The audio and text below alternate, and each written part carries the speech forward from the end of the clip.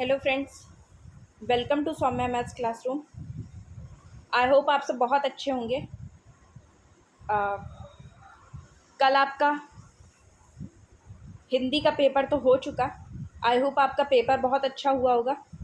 और अब I think 4 अप्रैल को आपका फ़िज़िक्स का पेपर है। तो अभी बहुत सारा टाइम है आपके पास। हिंदी में जो कुछ आपसे छूट गया हो, अगर कोई चीज़ ऐसी लगती हो आपको जो आपको आती थी पर आप नहीं लिख पाए, और तो बिल्कुल भी टेंशन मत लीजिए, फ़िज़िक्स में आप उसे कवर कर सकते हैं सारे। हाँ, ये बात अलग की है कि हर सब्जेक्ट का नंबर अलग चढ़ेगा, पर जो ग्रैंड टोटल होगा उसमें आप अपनी सब्जेक्ट्स को बैलेंस कर सकते हैं। अगर कोई पिछला एग्ज़ाम आपका थोड़ा सा आपके हिसाब से कम सही हुआ है तो आप अगले में और अच्छी मेहनत करके उसे सुधार सकते हैं। तो सबसे पहले हम यूपी बोर्ड के खुद के दिए हुए मॉडल पेपर का डिस्कशन करके अपनी तैयारी को स्टार्ट करेंगे। हम सबसे पहले मॉडल पेपर को समझेंगे और ये समझेंगे कि यूपी बोर्ड के हिसाब से, खुद उसी के हिसाब से ये समझेंगे कि कौन कौन सी चीज़ें इम्पॉर्टेंट हैं। तो उसी हिसाब से हम अपनी तैयारी को स्टार्ट करेंगे।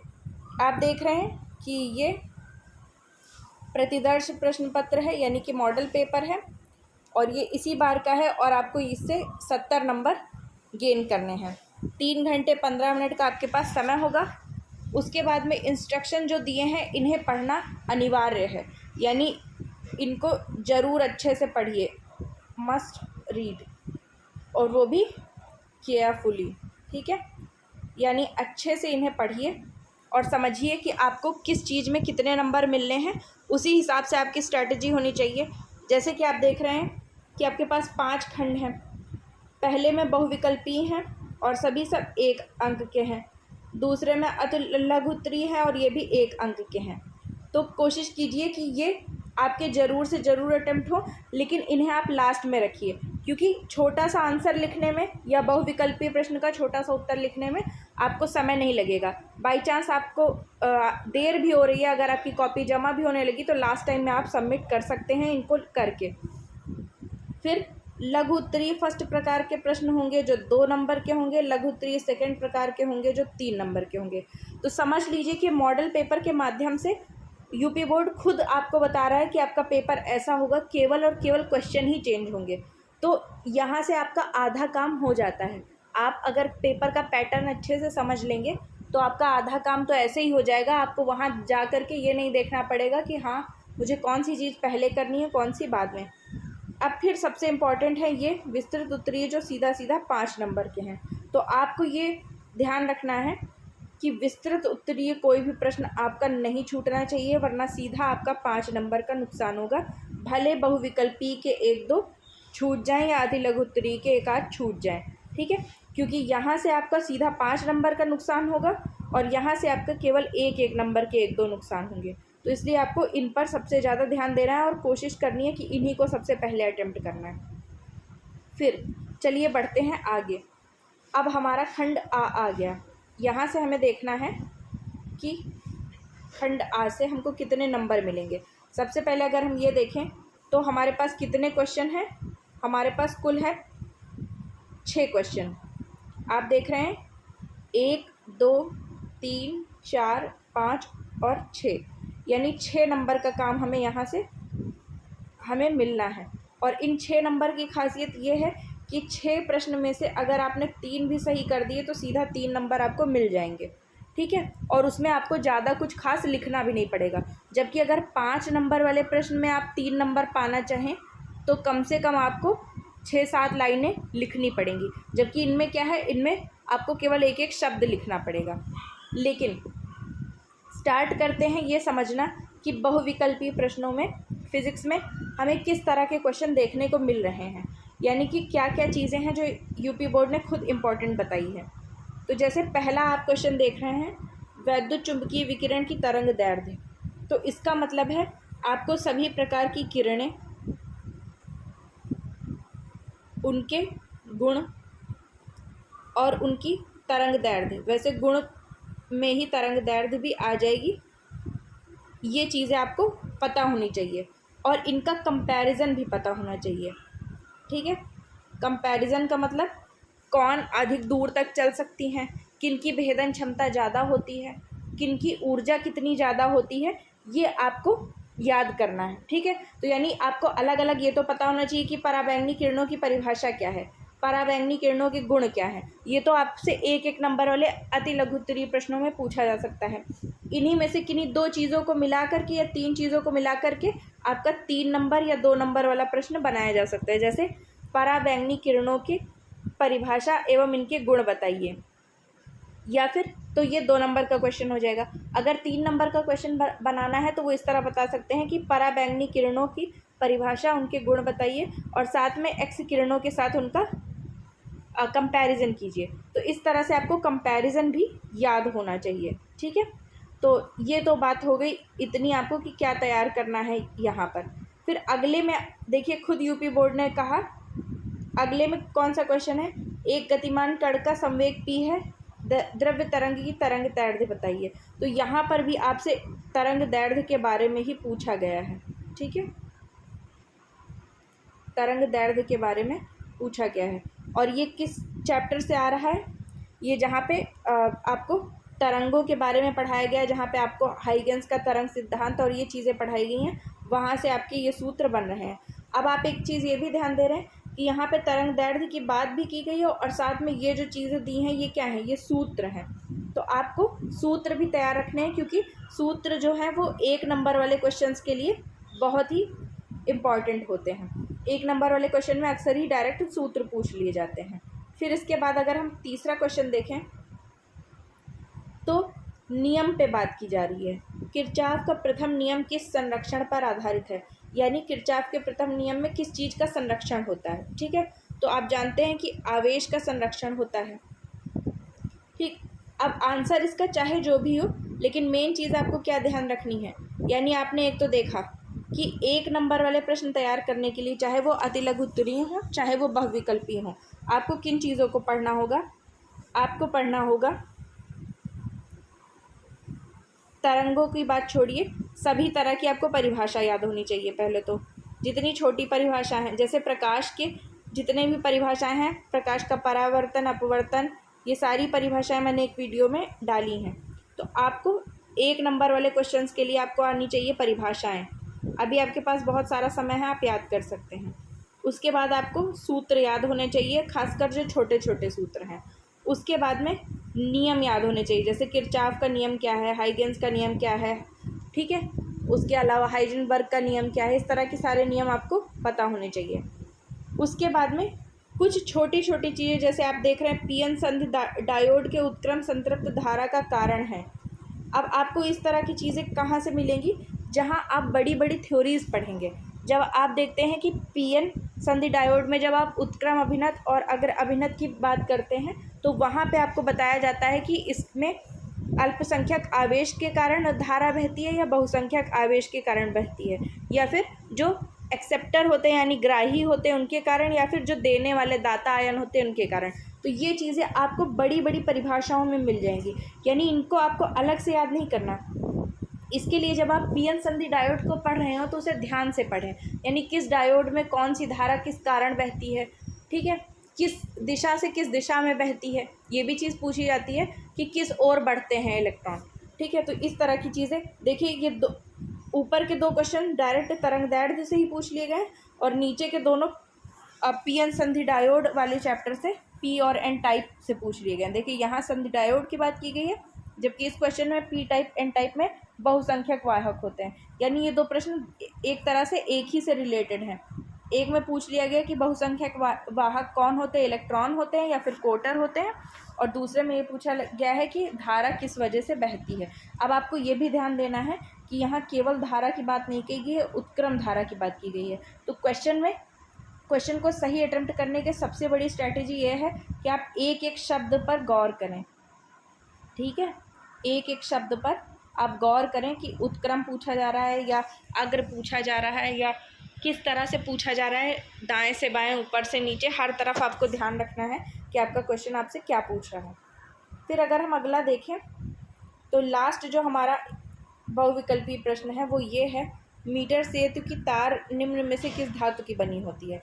अब ये भी आप जानते हैं कि जब मीटर सेतु के बारे में आप पढ़ रहे होंगे तो उसी जगह पर जहाँ पे आप मीटर सेतु की परिभाषा पढ़ रहे होंगे, ठीक है, मीटर सेतु क्या होता है, ये जब परिभाषा आप पढ़ेंगे तो वहीं पर ये चीज़ आपको मिल जाएगी। तो इसका मतलब क्या है कि यूपी बोर्ड ये चाहता है कि हमारे बच्चे स्मार्ट होने चाहिए, यानी आप एक बड़ा प्रश्न तैयार करें।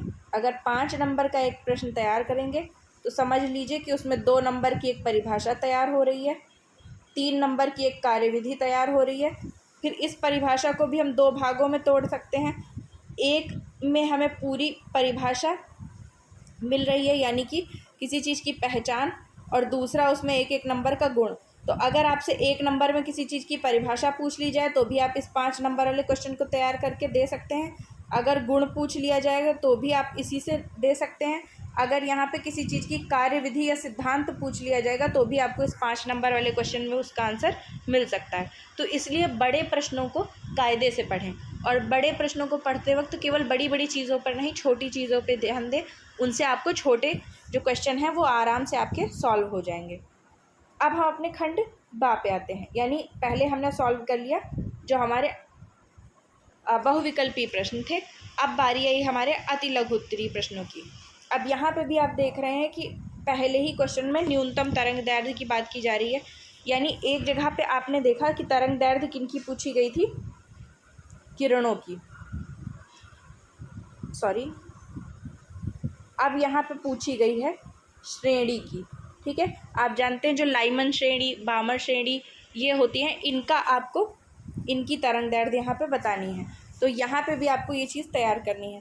फिर प्रकाश के अपवर्तन का सूत्र, मैंने पहले ही आपको बताया कि छोटे छोटे प्रश्नों में जो 1 नंबर वाले प्रश्न हैं उनमें अधिकतर या तो परिभाषा पूछी जाएगी, ठीक है, या फिर गुण पूछे जाएंगे, और या फिर सूत्र पूछे जाएंगे। तो अब ये देखिए, ये क्या है, न्यूनतम तरंग दैर्ध्य क्या है, तो न्यूनतम तरंग दैर्ध्य की परिभाषा नहीं पूछी गई। न्यूनतम तरंग दैर्ध्य इसका क्या हो जाएगा, बामर श्रेणी का एक गुण हो जाएगा। अगर ये पूछ लेते कि बामर श्रेणी क्या है तो उसका मतलब हो गया कि ये परिभाषा हो गई। अब यहाँ अगले में एकल गोलीय पृष्ठ पर अपवर्तन का सूत्र पूछ लिया गया। फिर अगला देखिए, समस्थानिक का अर्थ एक उदाहरण देकर समझाइए। ये क्या है, ये एक तरह से परिभाषा हो गई, यानी समस्थानिक का अर्थ का मतलब क्या हुआ, समस्थानिक की परिभाषा लिखिए, परिभाषा से बताइए कि ये क्या होता है और साथ में एक उदाहरण भी दे दीजिए। फिर अगर आगे का देखें, अब आगे अगले में देखिए, रेडियो एक्टिव किरणों की विभेदन क्षमता को बढ़ते क्रम में लिखिए। तो रेडियो एक्टिव किरणों की विभेदन क्षमता को बढ़ते क्रम में लिखने का मतलब हुआ कि ये इनका एक तरह का गुण हो गया कि कौन सी रेडियो उसकी विभेदन क्षमता किसकी कम होती है, किसकी ज़्यादा होती है, एक तरह का गुण हो गया। संधारित्र की धारिता को कैसे बढ़ाया जा सकता है, संधारित्र की धारिता को बढ़ाने के लिए कोई ना कोई सूत्र होगा, तो उसी सूत्र पर हम ये लिख सकते हैं कि किस चीज़ को बढ़ाने से इसका मान बढ़ेगा, ठीक है। जैसे आप जानते हैं कि V समानुपाती I होता है, जिसे हम ओम का नियम कहते हैं। तो इसका मतलब है धारा जितना बढ़ेगी वोल्टेज उतना बढ़ेगा, वोल्टेज जितना बढ़ेगा धारा उतनी बढ़ेगी। तो ये क्या है, एक प्रकार का सूत्र है जिसमें हम ये बता सकते हैं इसके ही माध्यम से कि अगर हमने विभवांतर बढ़ाया तो धारा का मान भी बढ़ेगा। तो इसी तरीके से ये क्या हो गया, एक तरह का गुण हो गया। फिर एंड गेट के लिए लॉजिक प्रतीक बूलियन व्यंजक तथा इसकी सत्यता सारणी दीजिए। तो गेट तो आपको सारे तैयार करके जाना है, इसका तो कोई तोड़ नहीं है, गेट आपको सारे के सारे तैयार करके जाने हैं, सबकी और सभी चीज़ों को तैयार करना है। लॉजिक प्रतीक भी आपको आना चाहिए, बूलियन व्यंजक भी आना चाहिए और सत्यता सारणी भी आनी चाहिए। तो गेट तो आप अपने पहले ही तैयार कर लीजिए, एक पेज में लिख करके रख लीजिए, 1 से 2 पेजेस में पूरे ये गेट आ जाएंगे। और इनको लास्ट टाइम में आप चलते टाइम, चलने का मतलब ये है कि सुबह आप एक बार इन्हें रिवाइज़ कर लीजिए, ठीक है। 1 नंबर के आपके सारे क्वेश्चन इसी से बन जाएंगे। तो मेनली आपको किस चीज़ पे ध्यान रखना है, मैंने बताया आपको कि बहुविकल्पी और अति लघु उत्तरीय, इन दोनों प्रश्नों के लिए सभी तरह की छोटी परिभाषाएं, ठीक है, बहुत बड़ी नहीं, छोटी परिभाषाएं, सभी सूत्र और साथ में लगभग सभी चीज़ों के जो गुण होते हैं, ठीक है, कि कौन किस संधि डायोड में अग्र अभिनत में कौन वाहक होते हैं, पश्च अभिनत में कौन वाहक होते हैं, किन की वजह से धारा बहती है, किस दिशा में बहती है। तो इस तरह के जो गुण होते हैं, किसकी तरंग दैर्ध्य कितनी होती है, कौन किससे ज़्यादा भेदन क्षमता रखता है, ये सारी चीज़ें अगर आपको याद हैं तो 1 नंबर वाले क्वेश्चन आपके एक भी नहीं छूटने वाले। फिर बात करते हैं अपने खंड सा की, यानी तीसरे खंड की। ठीक है, सेक्शन सी पे हम आ गए हैं और अब हमें 2 नंबर वाले क्वेश्चन मिलेंगे। तो 2 नंबर में देखिए, अब यहाँ पे क्या होगा, अब यहाँ आपके पास 3 चीज़ें हैं, परिभाषा, मैंने बताया परिभाषा, सूत्र और गुण। अब क्या होगा, अब इनमें से किन्हीं 2 क्वालिटीज़ को मिला करके क्वेश्चन बनाए जाएंगे। अब देखिए पहला क्वेश्चन देखिए, वैद्युत फ्लक्स की परिभाषा तथा मात्रक लिखिए। ऋणात्मक वैद्युत फ्लक्स का क्या अर्थ है। अब परिभाषा यहाँ आ गई और उसके बाद मात्रक। अब मात्रक क्या हो गया, एक प्रकार का गुण हो गया, यानी परिभाषा और गुण को मिला करके एक क्वेश्चन बना दिया और उसके नंबर रख दिए कितने, 2 नंबर का क्वेश्चन। साथ में ये भी पूछ लिया कि ऋणात्मक वैद्युत फ्लक्स का क्या अर्थ है, तो इसका मतलब है कि ये भी आपको बताना है, ये भी एक तरह का गुण हो गया। इसी तरह आप देख रहे हैं अगले क्वेश्चन में, क्वेश्चन खा में आपका न्यूमेरिकल आ गया। ये बहुत ही इजी न्यूमेरिकल है, बहुत जो छोटे वाले न्यूमेरिकल है जो डायरेक्ट सूत्र पे रख करके निकल सकते हैं, वो 2 नंबर में पूछे जा सकते हैं। तो अगर आपने सारे सूत्रों को तैयार रखा है तो जो सीधा सूत्र में रख करके केवल गुणा भाग और जोड़ घटाना करने के बाद जो आपको निकलने वाले ऐसे आंसर हैं जिन न्यूमेरिकल्स के, वो तो आपको आ ही जाने हैं। बस इसके लिए आपको एक चीज़ तैयार होनी चाहिए, सारे फॉर्मूले तैयार होने चाहिए, और फॉर्मूले के साथ क्या होना चाहिए, इकाइयाँ याद होनी चाहिए। ठीक है, कि किसकी क्या इकाई होती है, यानी सेकंड होती है हमारे टाइम की, धारा की क्या होती है, एम्पियर होती है, न्यूटन होती है बल की। तो इस तरह की सारी चीज़ें अगर आपको याद हैं तो न्यूमेरिकल जो सीधे रख के सॉल्व करने वाले हैं उन्हें कोई नहीं गलत करेगा। फिर अब ये भी देखिए यहाँ पे, हाइड्रोजन स्पेक्ट्रम की बामर श्रेणी की द्वितीय रेखा की तरंग दैर्घ्य रिडबर्ग नियतांक के पदों में ज्ञात कीजिए। ये भी डायरेक्ट क्या है, डायरेक्ट सूत्र में रख करके आने वाला आपका न्यूमेरिकल है। दी ब्रॉगली तरंग दैर्घ्य का व्यंजक ज्ञात कीजिए।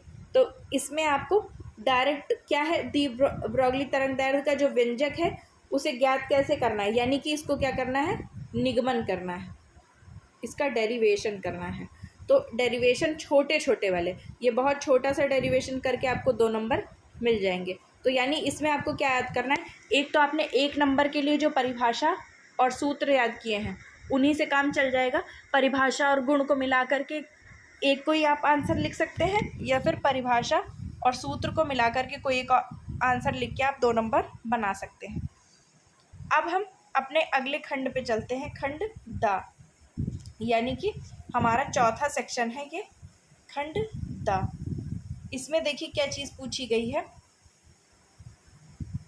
परस्पर संपर्क में रखे 2 पतले लेंसों के संयोजन की फोकस दूरी का सूत्र निगमित कीजिए। अब इसमें क्या आएगा, इसमें थोड़े बड़े डेरिवेशन आएंगे, यानी इसमें क्या आएंगे, बड़े बड़े निगमन आ सकते हैं, लेकिन बहुत बड़े नहीं, मीडियम साइज के निगमन आ सकते हैं। ठीक है, तो इसमें देखिए कि सभी आपके वैसे ही दिए हैं, इधर भी आपका वही दिया है निगमन ही, पहले में भी फोकस दूरी के सूत्र का निगमन कीजिए, आइंस्टीन के प्रकाश वैद्युत समीकरण का निगमन कीजिए, यानी E=mc² का आपको निगमन करना है। यहाँ ब्रूस्टर के नियम से सिद्ध कीजिए कि अपवर्तित तथा परावर्तित किरणें परस्पर लंब होती हैं। तो ये भी ब्रूस्टर के नियम से सिद्ध करने का मतलब क्या है, सीधा समझ लीजिए कि ब्रूस्टर के नियम के माध्यम से भी आपको निगमन ही करना है। ठीक है, तो जो खंड द होगा, जो 3 नंबर वाले क्वेश्चन होंगे उसमें अधिकतर निगमन आएंगे, थोड़े बड़े यानी मीडियम साइज वाले, और उसके अलावा थोड़े से मीडियम साइज वाले जो न्यूमेरिकल्स हैं वो आएंगे। अब देखिए इसके आगे का जो है वो न्यूमेरिकल है, एम्पियर का परिपथीय नियम लिखिए तथा इसकी सहायता से अनंत लंबाई के सीधे धारावाही तार से r दूरी पर चुंबकीय क्षेत्र का सूत्र स्थापित कीजिए। तो सूत्र स्थापित करने का मतलब क्या है कि ये भी निगमन हो गया आपका, यानी पहला भी क्वेश्चन निगमन का, दूसरा भी निगमन का, तीसरा भी निगमन का और चौथा भी निगमन का। फिर एक कुंडली का स्वप्रेरण गुणांक और धारा कुंडली में प्रेरित विद्युतवाहक बल ज्ञात कीजिए। तो अब ये आ गया आपका न्यूमेरिकल। ठीक है, अब आपने देखा ऊपर के 4 क्वेश्चन में निगमन है और नीचे के ऊपर के 3 क्वेश्चन में निगमन है और नीचे का चौथा क्वेश्चन न्यूमेरिकल है। फिर 5वें का जो है, एक पतले समतल उत्तल लेंस की फोकस दूरी दी है और वक्रता त्रिज्या ज्ञात कीजिए, ये भी क्या है, न्यूमेरिकल है। किसी छोटी दूरबीन के अभिदर्शक की फोकस दूरी दी है, नेत्रिका की दी है, आवर्धन क्षमता और पृथक्कन दूरी ज्ञात करनी है, ये भी क्या है, न्यूमेरिकल है।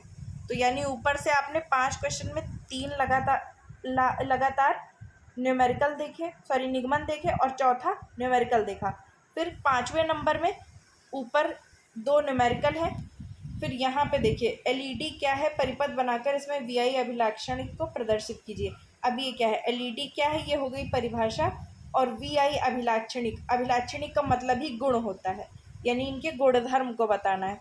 तो ये क्या होगा, वही परिभाषा प्लस गुण बना करके एक बड़ा क्वेश्चन आपका तैयार कर दिया गया। किरचॉफ के नियमों को परिपथ चित्र बनाकर समझाइए। यानी किरचॉफ का नियम क्या है, मैंने आपको बताया था कि आपको परिभाषा, गुण, नियम ये सब 1 नंबर वाले क्वेश्चन के लिए याद करने। तो यहाँ पे किरचॉफ का नियम भी पूछ लिया गया और साथ में परिपथ चित्र बना दिया जाएगा। तो ये क्वेश्चन थोड़ा सा बड़ा हो जाएगा और 3 नंबर का क्वेश्चन बन जाएगा। तो इसलिए आपको सारे सूत्र, सारी परिभाषाएं, सारे नियम और साथ में सभी चीज़ों के गुण, ये चीज़ तैयार होनी चाहिए। तो इससे आपके 1 नंबर वाले क्वेश्चन, 1 नंबर वाले क्वेश्चन, 2 नंबर वाले क्वेश्चन और 3 नंबर वाले क्वेश्चन, तीनों आपके, कोई नहीं आपको कह सकता कि आप गलत कर सकते हैं। ये तीनों के तीनों आपके सही होंगे और आपका एक भी नंबर नहीं छूटने पाएगा। फिर अगर हम अगले पे चलें तो खंडगा में यहीं पे जो आपको खंडगा नहीं है, खंडदा है आपका, इसमें जो ये 5वें में जो क्वेश्चन दिया है किरचॉफ के नियम वाला, इसी का अथवा करके दूसरा क्वेश्चन है और इसमें आपको एक न्यूमेरिकल दिया गया है। तो एक समतल विद्युत चुम्बकीय तरंग में दोलन चुम्बकीय क्षेत्र, जो भी ज्ञात करना है, मतलब हमें कुल मिला के क्या देखना है कि इसमें क्या चीज़ आ रही है, यानी हमें क्या पढ़ कर जाना है। तो ये भी क्या आ गया, ये भी एक तरह का न्यूमेरिकल आ गया। फिर अगला भी क्या है, यहाँ इलेक्ट्रॉन की ऊर्जा दी है, कोणीय संवेग ज्ञात कीजिए और दिया गया है कि ये ऊर्जा इतनी होती है। तो कोणीय संवेग ज्ञात करना है, यानी ये भी क्या है, ये भी एक तरह से न्यूमेरिकल है। तो आप देख रहे हैं कि 1 नंबर वाले में मैंने आपको बताया परिभाषा, नियम, गुण और सूत्र आए। फिर जो बहुविकल्पी थे, फिर अति लघु उत्तरी में भी जो 1 नंबर के थे उनमें भी परिभाषा लिखनी थी या फिर नियम लिखना था या तो गुण लिखने थे या फिर सूत्र लिखने थे। फिर 2 नंबर वाले में आपने देखा परिभाषा प्लस गुण, परिभाषा प्लस नियम, इस तरह से चीज़ें आई। फिर इसके बाद में आपने देखा कि जो 3 नंबर वाले क्वेश्चन हैं उनमें ज़्यादातर क्या आया, 2 ही चीज़ें आई हमारी, या तो इसमें या तो निगमन आए और या फिर न्यूमेरिकल आए। तो न्यूमेरिकल और निगमन आपको आएंगे अगर, तो आप 3 नंबर वाला क्वेश्चन आसानी से अटेम्प्ट कर सकते हैं। फिर इसके बाद जो खंड या आएगा हमारा, यानी ये हमारा आखिरी खंड होगा जिसमें 5 नंबर वाले क्वेश्चन आएंगे। इसमें क्या होगा, संधारित्र की धारिता की परिभाषा दीजिए। इसमें लगभग सभी चीज़ें जुड़ी होंगी, इसमें परिभाषा भी होगा, उसका चित्र भी बनाना होगा, हो सकता है उससे जुड़ा कोई न्यूमेरिकल दे दें और 5 नंबर का क्वेश्चन बना दें, या परिभाषा और उसके साथ में सूत्र दे दें और एक निगमन दे करके उसे 5 नंबर का क्वेश्चन बना दें। तो आपने देखा यहाँ परिभाषा दीजिए, धारिता का व्यंजक प्राप्त कीजिए, यानी ये परिभाषा हो गई, उसी के आगे न्यूमेरिकल एक जोड़ दिया और इसकी धारिता कैसे बढ़ाई जा सकती है, यानी यहाँ पे एक गुण भी जोड़ दिया। ठीक है, तो आपने देखा कि 1 नंबर की परिभाषा, 1 नंबर का गुण और उसके बाद में 3 नंबर का न्यूमेरिकल जोड़ करके 5 नंबर का क्वेश्चन बना दिया गया। तो इसलिए आपको क्या चीज़ ध्यान देनी है, यही आज का मेन मूल मंत्र है कि अगर आपको ये 5 नंबर का पूरा क्वेश्चन नहीं आता और आपको केवल संधारित्र की धारिता की परिभाषा आती है और धारिता कैसे बढ़ाई जा सकती है ये आता है, तो इतना लिख दीजिए। इससे क्या होगा, 1 नंबर आपका परिभाषा का मिल जाएगा, 1 नंबर आपको इसकी धारिता बढ़ाने वाला जो है वो मिल जाएगा और आपको 2 नंबर मिल जाएंगे। तो 5 पूरा ना मिले, उससे अच्छा है 5 में से 2 मिल जाए। ठीक है, और इस तरह करके 1-1, 2-2 नंबर करके आपके बहुत से नंबर इकट्ठे हो जाएंगे। अगर आप क्वेश्चन को सीधा छोड़ देंगे, अटेम्प्ट ही नहीं करेंगे, तो ये सबसे बुरी बात होगी। आपको हर क्वेश्चन को अटेम्प्ट ज़रूर करना है, उसके बारे में जो कुछ आता हो आपको लिख के आना है, ठीक है। ये गलती बिल्कुल मत कीजिएगा कि आप क्वेश्चन को अटेम्प्ट ही ना करें। अब जैसे अगले में देखिए, अगला क्वेश्चन जो सबसे अच्छी बात तो ये कि 5 नंबर वाले क्वेश्चन में अथवा में कोई ना कोई क्वेश्चन है। मान लीजिए आपको इसका पहला सेक्शन नहीं आता तो दूसरा देखिए, रेखीय आवेश घनत्व से क्या तात्पर्य है। अब ये हो गई परिभाषा, ठीक है।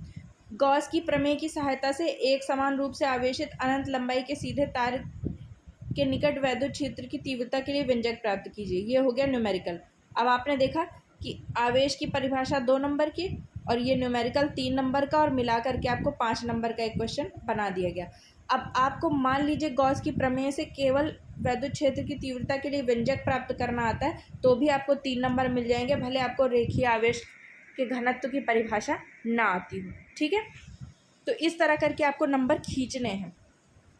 अगले में आप देख रहे हैं, हाँ, अगला क्वेश्चन आप जैसे देख रहे हैं, 2 समांतर धारावाही चालकों के बीच कार्य करने वाले बल का सूत्र प्राप्त कीजिए।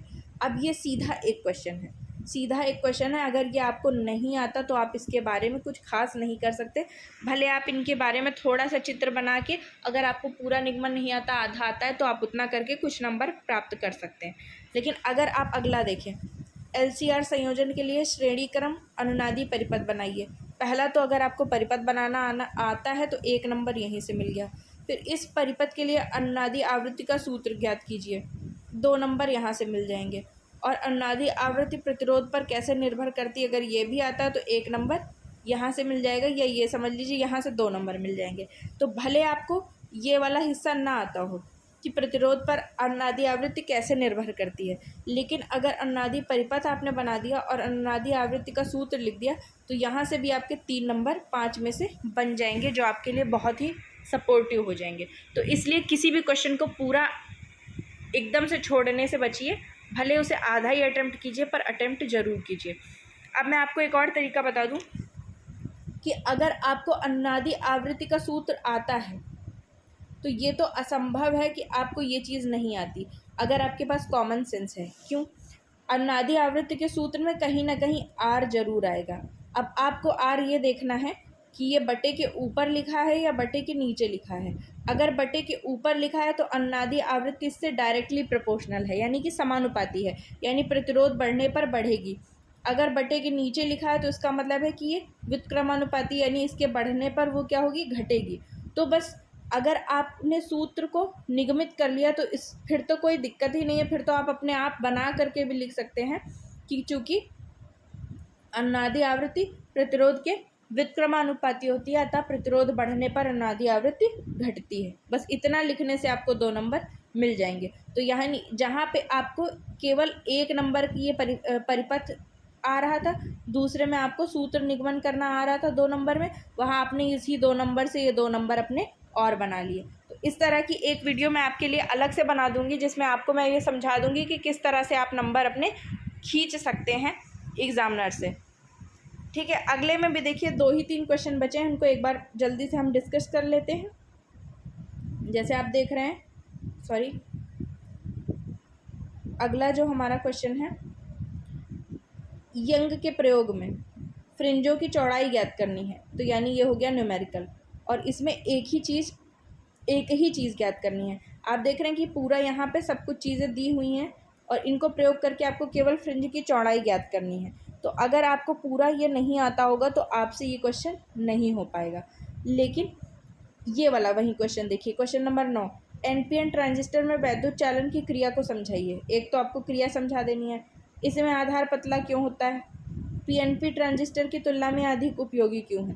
3 क्वेश्चन एक ही में जुड़े हैं। तो आपको क्या करना है, कोशिश ये करनी है कि जिसमें ऐसा क्वेश्चन जिसमें कई क्वेश्चन जोड़ करके एक क्वेश्चन बनाया गया हो, वो आपके लिए ज़्यादा यूज़फुल सिद्ध हो सकता है। ऐसा इसलिए है क्योंकि इसमें अगर पूरे न्यूमेरिकल को आपको नहीं आता तो ये नहीं आता, आपको पूरा 5 का 5 नंबर आपका कट जाएगा। लेकिन अगर इसमें केवल चालन की क्रिया आती है और केवल आधार पतला क्यों होता है, केवल इतना आता है, तो 2 नंबर आपको यहाँ से मिल जाएंगे और 1 नंबर यहाँ से, और 3 नंबर का काम आपका हो जाएगा, ठीक है। और फिर ये देने वाले पे डिपेंड करता है, हो सकता है उसके लिए ये आधार पतला क्यों होता है, ये क्वेश्चन 2 नंबर का हो तो 2 + 2 मिला के आपको वो 4 नंबर दे देगा। पीएनपी ट्रांजिस्टर की तुलना में अधिक उपयोगी क्यों है, अगर आपको ये नहीं आता तो इतने की वजह से हो सकता है कि आपका एग्जामिनर आपके केवल 1 ही नंबर काटे। ठीक है, तो इसलिए आपको क्या ध्यान देना है, जो भी ऐसे क्वेश्चन हैं जो कई क्वेश्चन से मिलके बने हैं, आपको कोशिश करनी है कि अगर आपको क्वेश्चन पूरा का पूरा ना आ रहा हो तो आप उन क्वेश्चन को ज़रूर अटेम्प्ट करें। इसमें क्या होगा, 3 क्वेश्चन से मिलके क्वेश्चन बना होगा, अगर आपने 2 भी सही कर दिए तो आपको आधे से ज़्यादा नंबर पाने से कोई नहीं रोक सकता। और धीरे धीरे बूंद बूंद से घड़ा बनता है, इस तरह से आपको बहुत से नंबर मिल जाएंगे। अब जैसे कि आप लास्ट वाला क्वेश्चन देख रहे हैं, क्वेश्चन नंबर 9 में, क्वेश्चन नंबर 9 में पहले आपने देखा 1 क्वेश्चन, 2 क्वेश्चन और 3 क्वेश्चन मिला के क्वेश्चन बना है। और फिर अथवा में जो दूसरा है, हाइगेंस के द्वितीयक तरंगिकाओं के सिद्धांत की विवेचना कीजिए, ये केवल और केवल एक क्वेश्चन यानी सिंगल क्वेश्चन है। अगर आपको हाइगेंस की द्वितीयक तरंगिकाओं का सिद्धांत नहीं आता तो आपको ये 5 नंबर कोई नहीं दिला सकता। लेकिन अगर आपको केवल वैद्युत चालन की क्रिया आती है और आधार पतला होने का कारण पता है तो आपको यहाँ 4 नंबर या कम से कम 3 नंबर लेने से कोई नहीं रोक सकता। तो इसलिए इस तरह के क्वेश्चंस को ज़रूर अटेम्प्ट कीजिए। तो यहाँ से बच्चों हमने क्या समझने की कोशिश की कि हमारी स्ट्रैटेजी क्या होनी चाहिए। हमारे मॉडल पेपर से हमने समझा कि बोर्ड हमसे क्या चाहता है कि हमको सभी परिभाषाएं आती हों, हमें छोटे बड़े सारे सूत्र याद हों, सूत्र पर आधारित जो न्यूमेरिकल हैं, सूत्र आधारित जो डायरेक्ट न्यूमेरिकल हैं यानी छोटे छोटे जो न्यूमेरिकल हैं वो हमें तैयार हों, हमें अधिकतर चीज़ों के गुण और दोष पता हों।